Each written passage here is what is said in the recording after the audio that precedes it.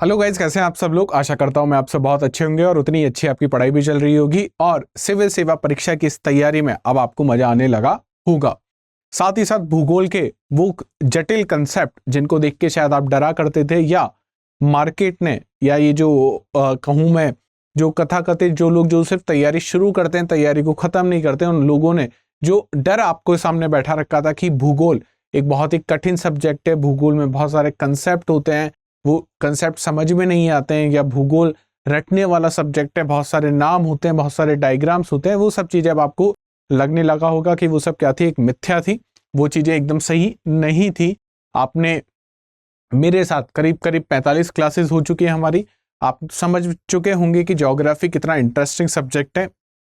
Geography एक ऐसा subject है जिसको अगर आपने मन लगा के पढ़ा, आपने अगर उस पर टाइम इन्वेस्ट किया, तो ज्योग्राफी बिल्कुल आपको रिटर्न दिखे जाएगा।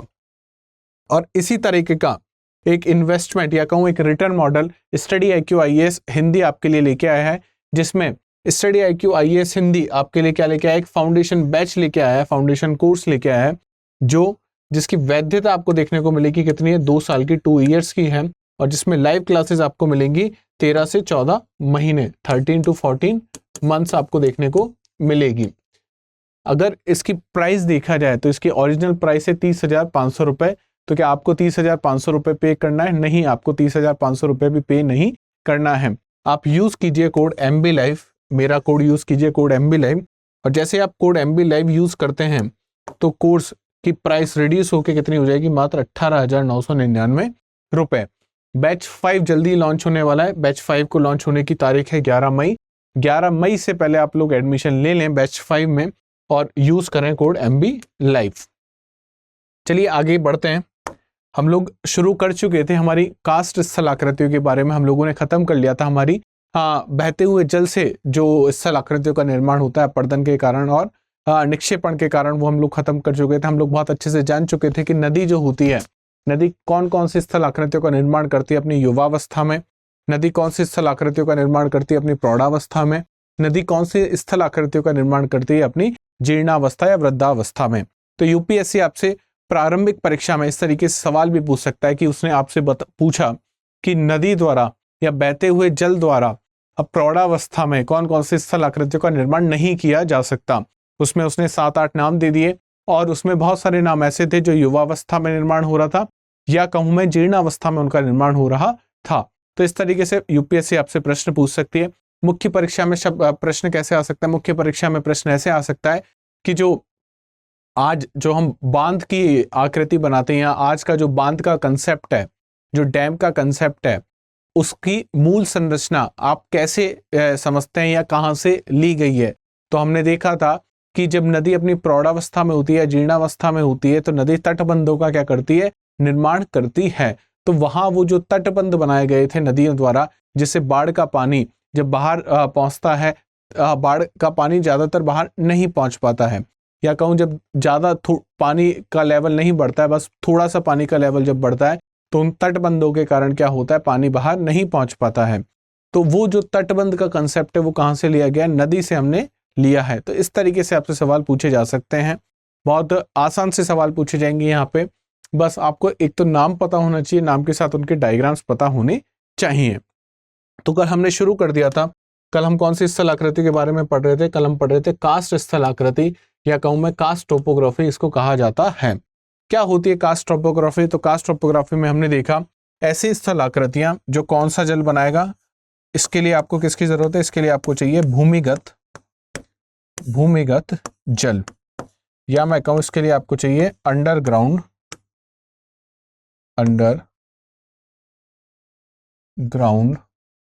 वाटर।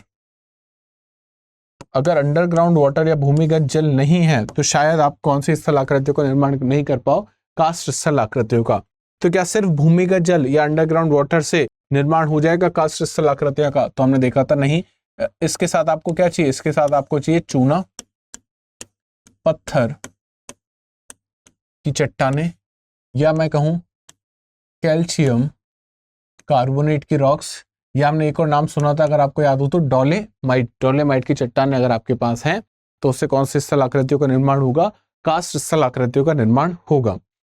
हमने एक और चीज देखी थी, अगर आपको याद है, कि ये शैल है कोई, इसमें प्रचुर मात्रा में क्या स्थित है, प्रचुर मात्रा में उपस्थित है कैल्शियम कार्बोनेट। क्या क्या उपस्थित है? कैल्शियम कार्बोनेट उपस्थित है। ये आपने देखा होगा, अभी मैंने स्मॉल ओ से इसको कैपिटल ओ कर दिया, क्योंकि जो ऑक्सीजन का सिंबल होता है, ऑक्सीजन का जो साइन होता है वो कैपिटल ओ होता है, बड़े अक्षर का ओ होता है, छोटा अक्षर ओ नहीं होता। अगर छोटा अक्षर ओ होता तो कोबाल्ट बन जाता है ना यहाँ पे। तो कैल्शियम कार्बोनेट की चट्टान है। तो क्या इसमें सिर्फ कैल्शियम कार्बोनेट प्रेजेंट होगा? नहीं, इसके अलावा बहुत सारे और क्या प्रेजेंट होंगे यहाँ पे, और भी बहुत सारे खनिज और अखनिज तत्व भी यहाँ पे प्रेजेंट होंगे, उपस्थित होंगे। तो अगर सिर्फ कैल्शियम कार्बोनेट यहाँ पे प्रेजेंट होता और भूमिगत जल इस पे गिरता रहता तो क्या होता, ये पूरी की पूरी जो शैल है वो बह के पानी के साथ घुल के आगे चली जाती। चूंकि यहाँ पे और खनिज और उसके अलावा और भी बहुत सारे अखनिज तत्व भी मौजूद हैं, वो ऐसे खनिज और अखनिज हैं जो किसके साथ घुलते नहीं है, जो पानी के साथ कौन सी प्रक्रिया नहीं करते, घोलन की प्रक्रिया। कौन सी प्रक्रिया नहीं करते? घोलन की प्रक्रिया नहीं करते। इसलिए आप देखोगे कि बहुत सारी स्थल आकृतियों का निर्माण होता है, लेकिन वो घुल के आगे नहीं चली जाती। ये क्या नहीं बनाते? सॉल्यूशन नहीं बनाते। कौन सॉल्यूशन नहीं बनाता? ये खनिज और ये अखनिज। कौन बना लेता? ये कैल्शियम कार्बोनेट बना लेता है। आगे की ओर चलें तो हमने इस प्रकार से देखा था कि अंडरग्राउंड या जमीन के नीचे आपको इस तरह की बहुत सारी स्थल आकृतियों का निर्माण होते हुए दिखेगा, जिसमें हमने पढ़ा था कि गुफाएं होती हैं। गुफाओं के अलावा बहुत सारे रंध्र हमने पढ़े थे। रंध्रों के अलावा हमने देखा था स्टेलेग्माइट, स्टेलेक्टाइट हम पढ़ेंगे। तो इस तरीके से जो भी स्थल आकृतियां कहाँ पर निर्माण हो रहा है, ये जमीन के नीचे इनका निर्माण हो रहा है। हम लोगों ने देखा था कास्ट स्थल आकृतियां, इसमें डोलेमाइट की चट्टान के बारे में हमने बात करी थी, या चूना पत्थर की बात करी थी, और इसमें कौन सी क्रिया होती है? घोलन की क्रिया होती है। इसका नाम कास्ट स्थल आकृति क्यों रखा गया? क्योंकि ये आपको ज्यादातर सबसे पहले खोजा गया था युगोस्लाविया जो जगह है, वहां पे एक क्षेत्र जिसका नाम ही क्या है? कास्ट क्षेत्र। तो इसके नाम के बाद हमने इसका नाम ही क्या कर रख दिया? कास्ट स्थल आकृतियां। और इसमें प्रधानता किसकी होनी चाहिए? तो हमें पता है प्रधानता ऐसे मटेरियल की होनी चाहिए जो किसमें? पानी में घुल जाए। तो उसके लिए आपको क्या चाहिए? कैल्शियम कार्बोनेट चाहिए। कैल्शियम कार्बोनेट, चूना आप सबने देखा है चूना क्या होता है। हाँ, अपने घरों में दीवारों पे बहुत बार हम लोग चूने का प्रयोग करते हैं। तो सब क्या है? वो चूना पत्थर, उस पर पानी गिरता रहेगा तो क्या होगा? उस पर घोलन की क्रिया शुरू होती रहेगी, घोलन वहां पे होता रहेगा। आगे चलते हैं। और सबसे पहले हमने देखा था कि घोल रंध्र क्या होता है। तो जब कैल्शियम कार्बोनेट CaCO3 पे जब पानी की बूंदें गिरना लगती है तो सबसे पहले वो घुलना शुरू होता है। तो जिस स्पॉट से वो घुलना शुरू होगा, जो आकृति में बहुत छोटा होगा, ऐसा रंध्र जो बनेगा उसको आप क्या कहोगे? गोल रंध्र कहोगे। जब घोल रंध्र बड़ा हो जाएगा तो क्या होगा? वो नीचे से घुल के चला जाएगा। उसके ऊपर क्या है? उसके ऊपर अभी भी बहुत सारा स्थल मंडल का हिस्सा है। जब घोल रंध्र घुल के आगे चला गया है तो आप देखोगे उसकी आकृति बढ़ गई है, विलयन रंध्र बन गया है। और विलयन रंध्र जैसे ही बनेगा तो क्या होगा? ऊपर उस विलयन रंध्र के ऊपर जो भी शैलें थी, जो भी चट्टानें थी, वो गिर के नीचे धंस जाएंगे। तो इसको सिंक होल भी कहा जाता है। इसको क्या कहा जाता है? ध्वस्त रंध्र या कोलैप्स सिंक होल इसको कहा जाता है। विलयन रंध्र के बाद विलयन रंध्र की आकृति को और बढ़ा दो तो क्या बन जाएगा? डोलाइन बन जाएगा। और डोलाइन को और बढ़ा दोगे तो क्या बन जाएगा? युवाला बन जाएगा। और युवाला को भी और बढ़ा दोगे तो क्या बन जाएगा? पोल जे। इसको कहा जाता है पोल जे। तो ये आपको पोल जे दिख रहा होगा यहाँ पे आपको युवाला दिख रहा होगा, यहाँ पे आपको स्वैलो होल दिख रहा होगा, यहाँ पे आपको डोलाइन दिख रहा होगा। ये सब क्या है? ये सब अपर्दन के द्वारा बनी हुई स्थल आकृतियां हैं। और अपर्दन यहाँ पे किसका हुआ है? चूने पत्थर की शैल का हुआ है, चूने पत्थर की चट्टान का हुआ है, कैल्शियम कार्बोनेट की रॉक्स का हुआ है। तो ये सब कौन सी स्थल आकृतियां अगर आपसे पूछा जाए तो ये सब स्थल आकृति अपर्दन के द्वारा निर्मित। किसके द्वारा निर्मित? अपर्दन के द्वारा निर्मित। इरोजनल। ये अपर्दन के कारण हुआ है। अपर्दन ही तो हुआ यहाँ पे, घोलन की प्रक्रिया हुई है। घोलन क्या है? घोलन एक अपर्दन की प्रक्रिया। और घोलन कौन सा अपर्दन है? रासायनिक अपर्दन है। हमने 3 प्रकार के अपर्दन पढ़े थे। भौतिक अपर्दन पढ़ा था, रासायनिक अपर्दन पढ़ा था, और जैविक अपर्दन भी पढ़ा था। तो यहाँ पे पूछा ये भी जा सकता है आपसे, है ना, जिससे विलयन रंध्र क्या होता है? इनका निर्माण हो गया। विलयन रंध्र की आकृति अगर और बड़ी हो गई तो किसका निर्माण हो गया? डोलाइन का निर्माण हो गया। और डोलाइन और बड़ा हो गया तो किसका निर्माण हो गया, युवाला का निर्माण हो गया। बहुत सारे डोलाइन मिलके, या मैं कहूँ बहुत सारे, सबसे पहले घोल रंध्र अगर बहुत सारे हो गए तो बहुत सारे घोल रंध्र मिलके भी किसका निर्माण कर लेंगे, युवाला का निर्माण कर लेंगे। इस तरह का भी। अब इसमें आपको क्या करना है, जब भी आप अपनी कॉपी में अपने नोट्स बनाएं तो एक कोई सा भी डायग्राम जो आपको सही लगे और उस डायग्राम को आप क्या कर लें, उस कॉपी में अपनी में बना लें और वहां पे नाम उसका मेंशन कर दें। नाम छोटी आकृति में घोल रंध्र, बड़ी आकृति में विलियन रंध्र और बड़ी आकृति में क्या होगा उसको युवाला डोलाइन, इस तरीके से पोल्जे, इस तरीके से आकृति के साथ नाम बदलते जाएंगे। बस आपको यही करना है और कुछ नहीं करना है। इस कास्ट स्थल आकृति में आप देखोगे बहुत छोटी छोटी डेफिनेशन है, कुछ बहुत बड़ी या मैं कहूँ बहुत मुश्किल कोई चीज यहाँ पे नहीं है, बस आपको नाम पते होने चाहिए।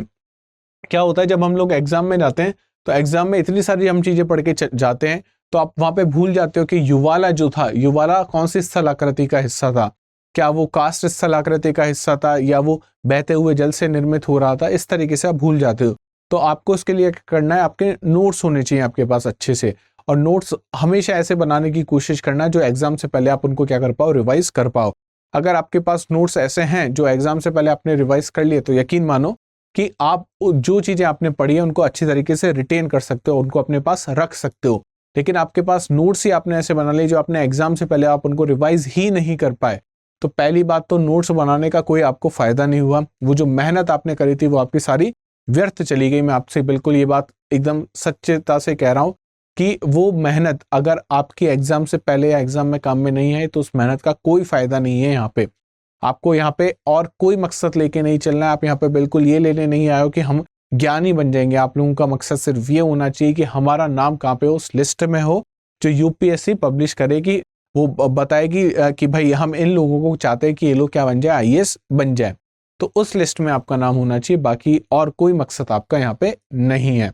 ऐसा नहीं होना चाहिए कि यार कोई बात नहीं, सिलेक्शन नहीं होगा वो बात की बात है, लेकिन हम लोग ज्ञान तो प्राप्त कर लेंगे।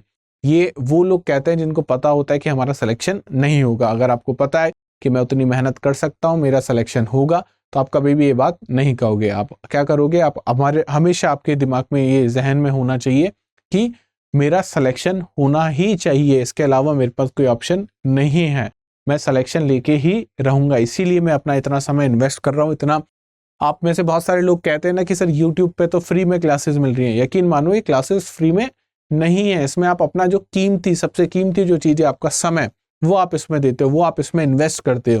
और जब समय किसी चीज में इन्वेस्ट किया जाता है और वो चीज आपको नहीं मिलती ना, तो बाद में बहुत दुख होता है। तो अभी से हम लोग इस तरह से तैयारी करें कि आप लोगों का क्या हो जाए, सिलेक्शन हो जाए। और अगर आपको इस लयबद्ध तरीके से और तैयारी करनी है तो आप बैच 5 ज्वाइन कर सकते हो, जो 11 मई से शुरू हो रहा है। और याद रखना कि कोड आप यूज कर लें वहां पे MB लाइव। अच्छा, इसके बाद हमने बात करी थी कंदराओं के बारे में। कंदराओं के बारे में हमने बात करी थी कि लगातार अगर क्या होता जा रहा है, अपर्दन होता जा रहा है, तो एक बहुत बड़ी आकृति का निर्माण हो जाएगा, उसको आप क्या कहोगे, कंदराएं कहोगे। आगे चलते हैं। ये होती है कंदराएं, जिसको हमने देखा था, ये होती है कंदराएं। और ये आपको देखने को मिल रहा है, ये वो चट्टाने हैं जिनका क्या नहीं हुआ है, अपर्दन नहीं हुआ है। क्यों नहीं हुआ है, क्योंकि हमने देखा था एक जो चट्टान होती है उसमें कुछ कैल्शियम कार्बोनेट का पार्ट होगा, कुछ चूना पत्थर का हिस्सा होगा, वो तो घुल के आगे चला जाएगा। लेकिन वो जो खनिज और अखनिज जो पानी में नहीं घुल सकते, जिनका पानी बहुत ज्यादा अपर्दन नहीं कर सकता, उनको वो एज इट इज यहाँ पे रह जाएंगी। इसके बाद हमने देखा था एक अंधी घाटी की हमने बात करी थी, जिसको ब्लाइंड वैली भी कहा जाता है। अब ये जब सवाल आएगा ना, मान लीजिए ये सवाल आपसे पूछ लिया और उसमें आपने बहुत सारे इस तरीके से पूछा गया कि बहते हुए जल द्वारा या मैं कहूँ नदी द्वारा कौन कौन से स्थल आकृतियों का निर्माण नहीं होता, तो उसमें उसने लिख दिया वी आकार की घाटी, उसमें उसने लिख दिया गॉर्ज, उसमें लिख दिया कैनियन और उसमें लिख दिया ब्लाइंड वैली या मैं कहूँ अंधी घाटी। तो जब भी घाटी का नाम आएगा तो हमारे दिमाग में ये होता है कि हम लोग उसको मान के चलते हैं कि वो किससे बनी होगी, वो बनी होगी बहते हुए जल से या नदी ने उसका निर्माण किया होगा। तो यहाँ पे आप देख रहे हैं कि जो ब्लाइंड वैली है या मैं कहूँ जो अंधी घाटी है, इसका निर्माण कहाँ पे होता है, कास्ट टोपोग्राफी में होता है। चूना पत्थर के यहाँ पे चट्टाने होंगी, वहां पे होगा। क्यों ऐसा होता है सिर्फ कि यहीं पे निर्माण हो रहा है? यहाँ पे ये स्थल भाग है जो कठोर शैल से बना हुआ था, लेकिन यहाँ पे जब चला गया पानी, यहाँ पे जब पानी बह रहा था और यहाँ पे जैसे ही पहुंचा तो उसने देखा यहाँ पे क्या है, कैल्शियम कार्बोनेट की चट्टाने हैं। और नीचे कैल्शियम कार्बोनेट का पूरा क्या था, पूरी बहुत बड़ी शैल हुआ थी। तो जब भी पानी ने देखा कि यहाँ पे कैल्शियम कार्बोनेट की चट्टान है, पानी क्या करना शुरू कर देगा, पानी इसका घोलन करना यहाँ पे शुरू कर देगा, पानी इसको घोलना शुरू कर देगा अपने आप में। जैसे ही घोलन सॉल्यूशन इसका बनेगा, ये पानी के साथ बह के आगे चला जाएगा और यहाँ पे रंध्र बनना शुरू हो जाएगा। सबसे पहले गोल रंध्र, फिर विलियन रंध्र, और ये पानी यहाँ से होते हुए यहाँ पे बहना शुरू कर देगा। क्यों यहाँ पे बहना शुरू कर देगा? क्योंकि आगे भी आप देख रहे हो कौन सी चट्टान है, कैल्शियम कार्बोनेट की चट्टान है, चूना पत्थर की चट्टान है। तो इस प्रकार के अगर आपको देख रहे हो कि नदी जानी तो एकदम सीधे चाहिए थी, लेकिन अचानक से क्या हो गई, गायब हो गई। जैसे अंधा इंसान कहीं गिर गया, आप इसको समझ सकते हैं। जो ब्लाइंड आदमी था उसको नहीं पता चला, वो चल रहा था बेचारा, कोई गड्ढा आ गया और वो उसमें क्या हुआ, गिर गया। उसी प्रकार नदी चल रही थी, उसको नहीं पता चला कि यहाँ पे ऐसा कोई रंध्र है और नदी इसमें क्या हुई, गिर गई। तो इसको क्या कहा जाता है, अंधी घाटी कहा जाता है या विलियन रंध्र कहा जाता है। जब विलियन रंध्र नदी के प्रवाह मार्ग के बीच में आ जाते हैं, कौन से रंध्र आ रहे हैं, विलियन रंध्र, तो नदी उसमें गिरकर विलीन हो जाती है। ये विलुप्त नदियां बाद में पातालीय नदियों का रूप ले लेती हैं और अंदर ही अंदर बह के कहाँ पे पहुंच जाती है, सागर तक पहुंच जाती हैं। अतः शेष शुष्क घाटी को क्या कहा जाता है, अंधी घाटी कहा जाता है, ब्लाइंड वैली उसको कहा जाता है। इस प्रकार कुछ ये दिखेगा आपको, यहाँ पे से नदी आ रही थी, नदी को क्या मिला, विलियन रंध्र मिला, और विलियन रंध्र जैसे मिला नदी का इसमें गिर के कहाँ चली गई, आगे बहना शुरू कर दिया इसने। अच्छा, इसके बाद हम, ये सारी कौन सी आकृतियां थी, ये थी अपर्दनात्मक स्थल आकृतियां। अब हमको पढ़नी है निक्षेपात्मक, जो निक्षेपण से बनी है, निक्षेपणात्मक स्थल आकृतियां, या मैं कहूं ऐसी स्थल आकृतियां जो किससे बनी है, डिपोजिशन से बनी है। किससे बनी है, डिपोजिशन से। तो डिपोजिशन से जो बनी स्थल आकृतियां, उसमें यकीन मानो कि यूपीएससी ने बहुत बार यहां से सवाल पूछा है। तो सबसे पहले पढ़ते हैं कि कौन सी स्थल आकृति के बारे में हम पढ़ेंगे। सबसे पहले हमको पढ़ना है स्टेलेक्टाइट। इसका नाम ध्यान रखना, यहाँ पे अगर आप नाम में कंफ्यूज हो गए तो ये आखिरी तक कंफ्यूजन आपको बना रहेगा। स्टेलेक्टाइट, स्टेलेक्टाइट आप इसमें याद रखना कि ये सबसे पहले ये स्थल आकृतियों का निर्माण कहाँ पे होगा, इस ऐसी स्थल आकृतियों का निर्माण होगा कंदराओं में। कंदराओं में जब स्थल आकृतियों का निर्माण होगा, कंदराओं का निर्माण कैसे हुआ होगा, आप इसको पहले समझें कि मान लेते हैं ये कंदरा है, ये पहले कैल्शियम कार्बोनेट की रॉक है। यहां से क्या हो रहा था, पानी आ रहा था ऊपर से, पानी धीमे धीमे धीमे धीमे आएगा और इसको तो क्या कर दिया पानी ने, इसका बहुत सारा अपर्दन कर दिया है मान लो। अब सिर्फ ये चीजें बची हैं और यहाँ पे जो भी कैल्शियम कार्बोनेट था पानी के साथ घुल के कहाँ चला गया, आगे चला गया है। जब पानी यहाँ से गिरेगा तो इसमें क्या होगा, ये जो कैल्शियम कार्बोनेट जो यहाँ पे स्थित है, कैल्शियम कार्बोनेट, वो इस पानी के साथ घुलता जाएगा। और जब वो पानी के साथ घुलता जाएगा और पानी यहाँ पे गुरुत्वाकर्षण बल के कारण जब नीचे गिरेगा तो क्या होगा, उसके साथ कौन सी चीज मिली होगी यहाँ पे, तो ये जब गिर रहा होगा तो यहाँ पे एक तो होगा जल, वाटर प्लस चूना, कैल्शियम कार्बोनेट की उपस्थिति यहाँ पे देखने को मिलेगी। तो इसी कारण क्या होगा, इसके कारण निक्षेपात्मक आकृति बनेगी। इसी कारण जो डिपोजिशनल लैंडफॉर्म है वो यहाँ पे बनते हुए आपको देखने को मिलेंगे। क्यों डिपोजिशनल मिलेंगे, आप ये पूछ सकते हो सर ये तो बह के आगे चला जाएगा, लेकिन जैसे जैसे मान लो तापमान बढ़ेगा, जब तापमान बढ़ेगा तो क्या होगा, ये जो पानी है इसका तो क्या होगा, ये वाष्प बन के उड़ जाएगा, लेकिन जो कैल्शियम कार्बोनेट है वो यहाँ पे रह जाएगा। जब कैल्शियम कार्बोनेट वहां पे रहेगा तो नई स्थल आकृति आपको देखने को मिलेगी। वो कौन कौन से मिलेगी वो अब पढ़ते हैं। तो ये पहले हम बात कर रहे हैं स्टेलेक्टाइट की बात कर रहे हैं। तो स्टेलेक्टाइट में आपको याद रखना है कि चूना युक्त जल कंदरा की कहां से, छत से अगर हम बात करें, छत से रिस कर नीचे फर्श पर बूंदों के रूप में टपकने लगता है, तो अधिक ताप के कारण कंदरा की छत से टपकती हुई बूंदें वाष्पीकृत हो जाती है और छत के निचले भाग में कैल्शियम कार्बोनेट निक्षेपण होने लगता है। यह निक्षेप समय के साथ लंबे और पतले स्तंभों के रूप में क्या हो जाते हैं, परिवर्तित हो जाते हैं, जो कंदरा की छत से फर्श की ओर बढ़ने लगते हैं। इन्हीं लटकते हुए स्तंभों को आप क्या कहोगे, स्टेलेक्टाइट कहोगे। तो हम लोग बात कर रहे थे, ये मान लेते हैं कंदरा की छत है, ये आपकी कंदरा है। कंदरा या गुफा का निर्माण कैसे हुआ होगा, समझ लेते हैं कि वो इस तरीके से, ये जो पूरा हिस्सा है ये पानी के साथ घुल के कहाँ चला गया है, आगे चला गया। यहाँ पे छत है ये उसकी, यहाँ पे कुछ कैल्शियम कार्बोनेट है, उसके अलावा कुछ और खनिज और अखनिज तत्व है।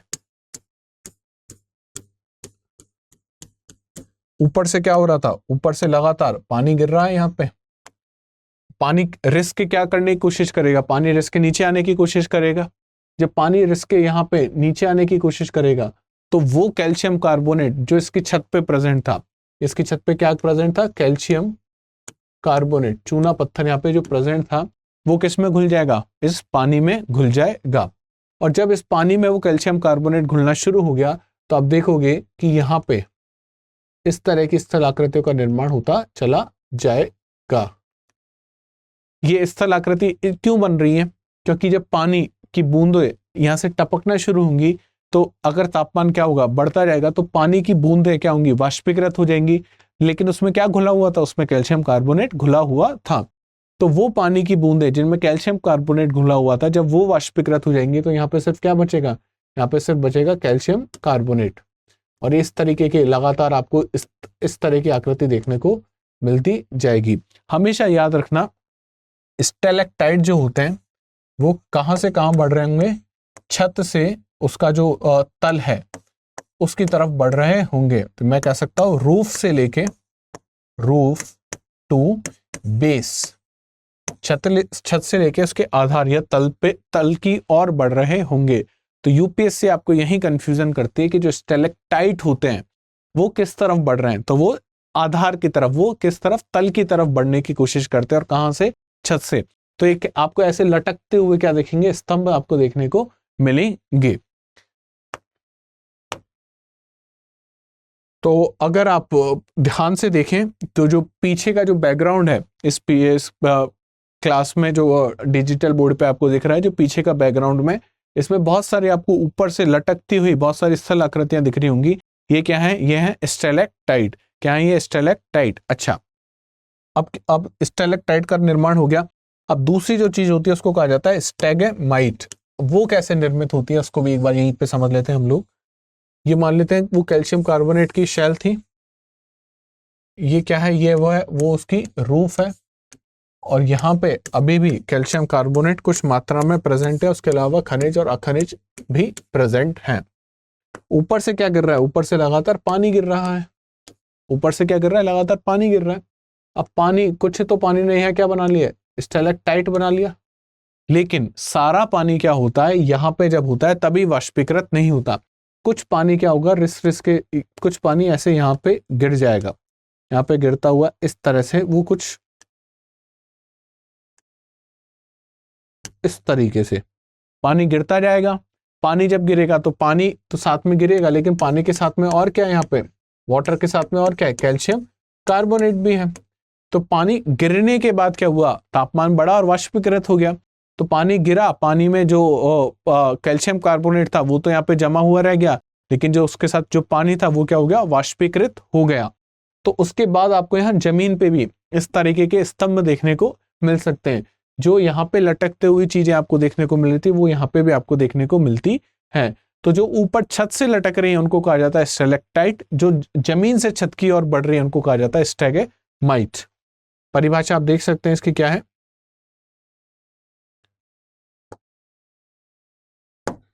स्टैलेगमाइट की परिभाषा अगर आप देखोगे, यदि कंदरा की छत से रिसने वाले जल की मात्रा अधिक है तो वह सीधे टपक कर कहां पहुंच जाएगा, कंदरा के फर्श पे पहुंच जाता है, और इसका कुछ भाग फिर से वाष्पीकृत हो जाता है, और कैल्शियम कार्बोनेट का जमाव कहां होने लगा है, फर्श पर होने लगता है।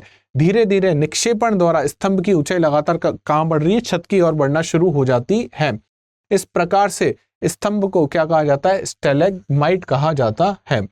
तो आपको हमेशा याद रखना है कि ऐसे स्तंभ जो छत से जमीन की ओर बढ़ रहे हैं, छत से फर्श की ओर बढ़ रहे हैं, इसको आप क्या कहोगे, इसको आप कहोगे स्टैलेगमाइट। और वो स्तंभ जो जमीन से फर्श से कहां की ओर बढ़ रहे हैं, छत की ओर बढ़ रहे हैं, उसको कहोगे स्टैलेगमाइट। ये स्टैलेक्टाइट, ये स्टैलेगमाइट। यहाँ पे कै आपको याद रखना है, और यहाँ पे गे आपको याद रखना है। यहाँ पे आप देखोगे ये क्या है, गे। स्टैलेगमाइट आपको याद रखना है। तो जो गे है वो नीचे से बढ़ती है, और जो कै है वो ऊपर से बढ़ता है। ऐसे याद रख सकते, कबूतर हमेशा क्या, हवा में रहेगा, तो ये ऊपर से आएगा, और जो घास है वो नीचे से बढ़ना शुरू होती है, तो ये गे वाला जो है वो नीचे से बढ़ना शुरू होगा। तो स्टैलेगमाइट, स्टैलेक्टाइट, इस तरीके से आपको चीजें याद होनी चाहिए। अच्छा, अब एक चीज और ये भी हो जाती है कि ये ऊपर से स्टैलेक्टाइट लटक रहा था, नीचे से स्टैगमाइट कुछ बढ़ना शुरू हुआ। और ये स्टैलेक्टाइट स्टैलेग्माइट इतने बढ़ गए कि दोनों आपस में क्या हुए, जुड़ गए। और जब ये जुड़ जाते हैं तो इसी को क्या कहा जाता है, इसको कहा जाता है स्तंभ, इसको कहा जाता है स्तंभ, इसी को कहते हैं पिलर। क्या कहते हैं, पिलर। तो स्टैलेक्टाइट जो छत से फर्श की ओर बढ़ रहा है, स्टैलेग्माइट जो फर्श से छत की ओर बढ़ रहा है। बढ़ते बढ़ते अगर इनकी आकृति इतनी बड़ी हो गई कि आपस में जुड़ गए तो इसको क्या कहोगे, स्तंभ कहोगे, इसको क्या कहोगे, पिलर कहोगे। इसको पिलर कहा जाता है। अगर आप ये डायग्राम अच्छे से देखोगे ना तो डायग्राम में बहुत सारी चीजें आपको क्लियर हो जाएंगी।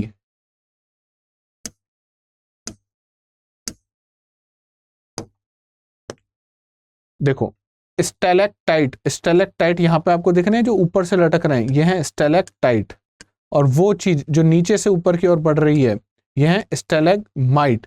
और आप यहाँ पे देखोगे कि ये दोनों एक दूसरे से जुड़ गए तो इसको क्या कहा जाता है, इसको कहा जाता है पिलर, इसको कहा जाता है स्तंभ। क्या कहते हैं इसको, स्तंभ। यहाँ पे और अच्छे से आप समझ सकते हो इसको, देखो ये किसी गुफा का ही चित्र है जो कास्ट टोपोग्राफी से बनी है। अगर आप यहाँ पे देखोगे तो ये नीचे से बढ़ते हुए आपको स्तंभ देखने को मिल रहे हैं। तो ये जो नीचे से बढ़ रहे हैं, नीचे से घास बढ़ती है तो हमेशा घ वाली ध्वनि आनी चाहिए, तो ये है स्टैलेग्माइट। और ऊपर से कबूतर कहाँ उड़ेगा, कबूतर ऊपर उड़ेगा हमेशा, तो ऊपर से जो नीचे की ओर बढ़ रहा है वो क्या होगा, वो होगा स्टैलेक्टाइट। क्या होगा, स्टैलेक्टाइट। और जब दोनों मिल गए, दोनों कहाँ पे मिल गए, आप यहाँ पे देख रहे हो ये दोनों मिल रहे हैं यहाँ पे, इसको क्या कहोगे आप, इसको कहोगे पिलर कहोगे। यही तो है स्टैलेक्टाइट, स्टैलेग्माइट और पिलर। ये तीनों किसके कारण हो रहे हैं, ये तीनों बन रहे हैं निक्षेपण के कारण। किसके कारण, निक्षेपण के कारण, या मैं कहूं डिपोजिशन के कारण। किसके कारण, डिपोजिशन के कारण। चूंकि यहाँ पे नाम दोनों सेम है, स्टैलेक्टाइट और स्टैलेग्माइट, तो यहाँ पे अक्सर कंफ्यूजन हो जाता है बच्चों को। लेकिन मैं ये उम्मीद करता हूं कि आपको वो कै और घ में, जब वो कै दिखेगा और जब वो घ दिखेगा तो आपको चीजें याद आ जानी चाहिए। और जब कै और घ दोनों मिल गए तो क्या बन जाएगा, वो पिलर बन जाएगा, उसको क्या कहोगे आप, स्तंभ कहोगे। तो ये जो चीजें थी ये क्या थी, कास्ट स्थल आकृतियां। कास्ट स्थल आकृतियां यहीं तक थी, इससे ज्यादा हमको पढ़ने की यहाँ पे जरूरत नहीं है।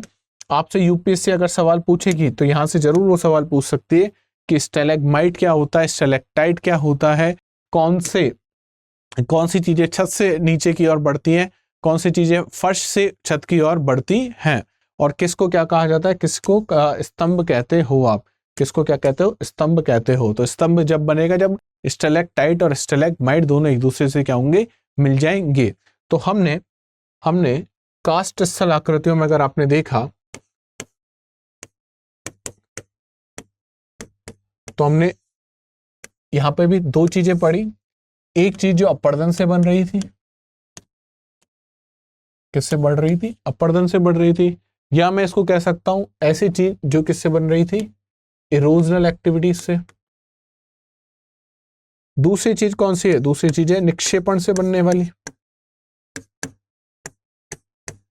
या मैं कहूं डिपोजिशनल फीचर जिसको कहा जाता है,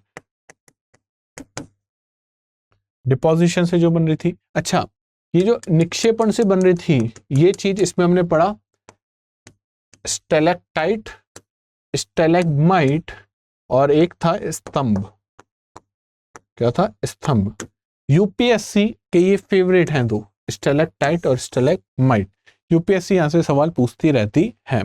और यहाँ पे बहुत इजी सी चीजें से पढ़ी, बहुत सारे रंध्र पढ़े हमने, घोल रंध्र, विलियन रंध्र, डोलाइन, युवाला, पोलजे। उसके बाद हमने पढ़ा कंदराएं, गुफाएं जिनको हमने कहा, केव्स जिनको कहा। और उसके बाद हमने देखा किसके बारे में, उसके बाद हमने जाना जिनको हमने कहा था अंधी घाटियों के बारे में। तो ये बहुत छोटा सा है, कास्ट स्थल आकृतियों में बहुत ज्यादा है भी नहीं, और बहुत छोटी छोटी सी चीजें हैं, लेकिन यहाँ पे कंफ्यूजन होने के सबसे ज्यादा चांसेस रहते हैं। तो यहाँ पे हमको क्या होना है, कंफ्यूज नहीं होना है। कंफ्यूज क्यों नहीं होना है, क्योंकि हमने बहुत अच्छे से चीजें पढ़ी हैं। जब भी आप अपनी कॉपी में बनाओगे तो नोट्स बनाओगे, और नोट्स स्टैलेक्टाइट का अगर आपने डायग्राम बनाया तो स्टैलेक्टाइट का डायग्राम कुछ इस प्रकार आपका होना चाहिए ना। और इस तरफ एरो होना चाहिए, जिससे आपको पता लगे कि किस तरफ बढ़ रहा है। तो कै की ध्वनि अगर सुनाई दे रही है तो ये छत से नीचे की ओर बढ़ेगा, और अगर वहीं पे गे की ध्वनि आपको सुनाई दे रही है तो उसका डायग्राम कुछ इस तरीके से बनना चाहिए। सबसे पहले कुछ ऐसे बना होगा,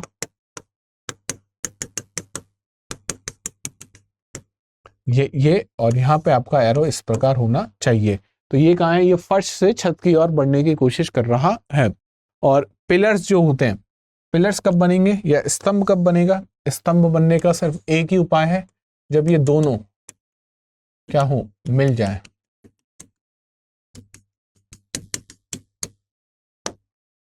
और ये दोनों कुछ इस प्रकार मिल सकते हैं, देखो।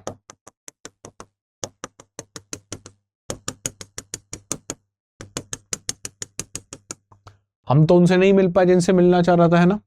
आप में से बहुत सारे लोग होंगे जो जिनसे मिलना चाहते थे वो नहीं मिल पाए, लेकिन स्टैलेक्टाइट और स्टैलेग्माइट, नेचर, प्रकृति इनको एक दूसरे से मिला देती है। और ये जब एक दूसरे से मिलते हैं तो किसका निर्माण करते हैं? स्तंभों का, पिलर्स का।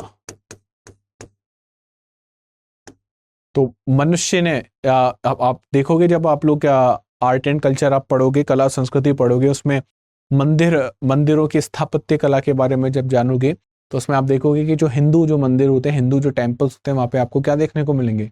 स्तंभ देखने को मिलते हैं। सबसे पहले प्रकृति ने स्तंभ इस तरीके से बनाना शुरू किया था। कौन सी टोपोग्राफी में, कौन सी स्थलाकृतियों में बनाना शुरू किया था? कास्ट, जो जिसमें क्या होता है? Calcium carbonate. यहां तक कोई डाउट आपको नहीं होना चाहिए। चलिए नेक्स्ट चलते हैं, और नेक्स्ट में हम लोग इंट्रोडक्शन देखेंगे आज एओलियन लैंडफॉर्म का, या जिनको हमने कहा था वायुड़ स्थल आकृतियां, या इनको कहा जाता है कि ऐसे स्थल आकृतियां जिनका निर्माण किससे हुआ है? जिनका निर्माण हुआ है पवनों से। किससे निर्माण हुआ है? पवनों के कारण जिनका निर्माण हुआ है। अच्छा, ये जो एओलियन लैंडफॉर्म है, ये आपको कहाँ देखने को मिलेंगे? ये आपको देखने को मिलेंगे या तो शुष्क स्थल पे या अर्ध शुष्क स्थलों पे आपको देखने को मिलेंगे। नदी से बनी हुई स्थलाकृतियों का निर्माण कहाँ पे होगा? जहां पे नदियां होंगी। कास्ट स्थलाकृतियों का निर्माण कहाँ पे होगा? जहां पे कैल्शियम कार्बोनेट और भूमिगत जल होगा। एओलियन जो लैंडफॉर्म है, ये कहाँ पे आपको देखने को मिलेंगे? इसके लिए कौन सी परिस्थिति हमको चाहिए? इसके लिए हमको शुष्क और अर्धशुष्क परिस्थिति चाहिए। अगर आप पीछे का बैकग्राउंड देखने की कोशिश करोगे तो पीछे आपको एक रेगिस्तान देखने को मिल रहा है, रेत ही रेत आपको देखने को मिल रही है। कैसी परिस्थिति है ये? या तो शुष्क परिस्थिति है या अर्धशुष्क परिस्थिति होगी।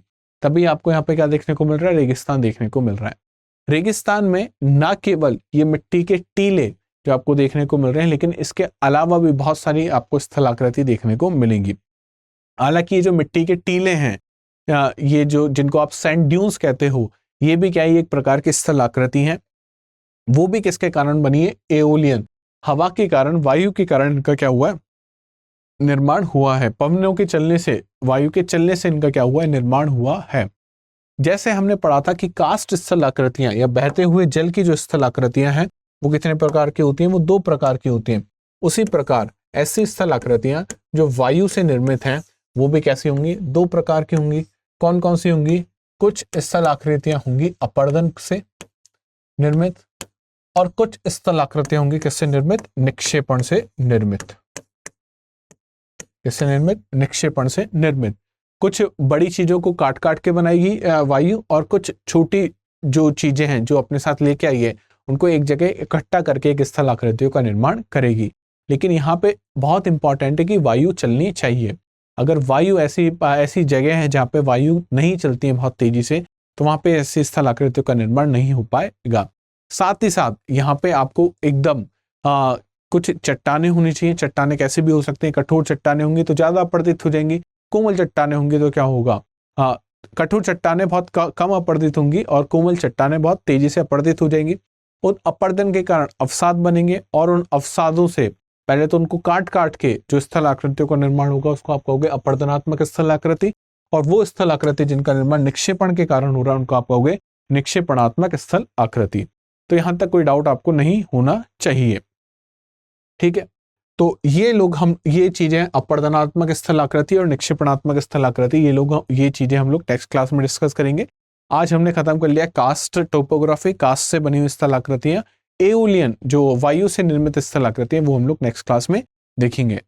आपको मैं बार बार ये चीज बताता हूँ, नोट्स पे आप कहोगे कि सर आप हर बार नोट्स पे आके रुक जाते हो, लेकिन नोट्स की इंपॉर्टेंस वो लोग जो आप में से तैयारी कर रहे हैं या पहले तैयारी कर चुके हैं, जिन्होंने 1 या 2 बार अटेम्प्ट दे चुका है, वो लोग बता सकते हैं आपको बहुत आसानी से कि नोट्स और रिवीजन कितना इंपॉर्टेंट होता है चीजों का।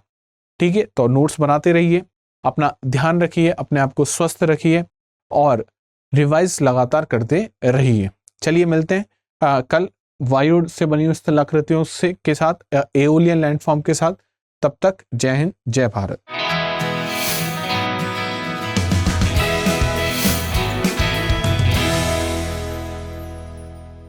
हिंदी में यूपीएससी की तैयारी से संबंधित प्रोग्राम्स को देखने के लिए सब्सक्राइब करें स्टडी IQ IAS हिंदी।